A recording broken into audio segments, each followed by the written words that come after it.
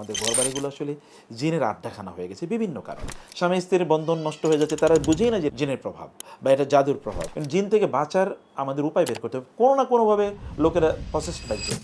এখন যে নতুন একটা সিরিজ এসেছে যেটা জিন সিরিজ নামে আমি দেখেছি, আসলে আমাদের অনেক কথা আছে, মানুষকে বলি আমাদের ঘরবাড়িগুলো আসলে জিনের আড্ডাখানা হয়ে গেছে বিভিন্ন কারণে। ঘরবাড়িগুলোতে আসলে কোরআন তেলাওয়াত হয় না, নামাজ হয় না, গান বাদ্য সিনেমা ইত্যাদি চলতেই থাকে। এগুলোর কারণে ঘরবাড়িগুলো আসলে কি, আবার এগুলো আবর্জনা থাকে, টয়লেটগুলো ঘরের মধ্যেই, ইত্যকার কারণে কিন্তু এগুলো জিনের আড্ডাখানা হয়ে গেছে। জিন থেকে বাঁচার আমাদের উপায় বের করতে হবে, কোনো না কোনোভাবে লোকেরা প্রসেসড বাই জিন। জেনের মাধ্যমে তারা কি, অনেকে দেখে বাচ্চাদের এই ব্যাপারে খুবই দুষ্ট, কথা শুনে না, ওরা চিৎকার চেঁচামেচি করে, কান্নাকাটি করে, এগুলো যে জিনের প্রভাব তারা জানে না।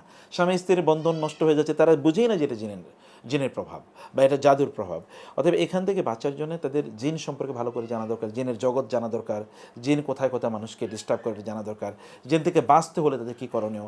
এবং এই কারণে রুকিয়া, যেটা আল্লাহ রাসূল সাল্লাল্লাহু আলাইহি ওয়াসাল্লাম মানে এত ব্যাপক পরিমাণ শিখিয়েছেন রুকিয়ার বিষয়টা, তিনি তার নাতিদেরকে রুকিয়া দিয়ে তিনি তাদেরকে ঝাড়ফুঁক করতেন, এটাও এর মধ্যে আছে। এই সিরিজটা আমার মনে হয় প্রত্যেকের ভালো করে পড়া দরকার, এটা আমি মানুষকে বলবো ইনশাআল্লাহ।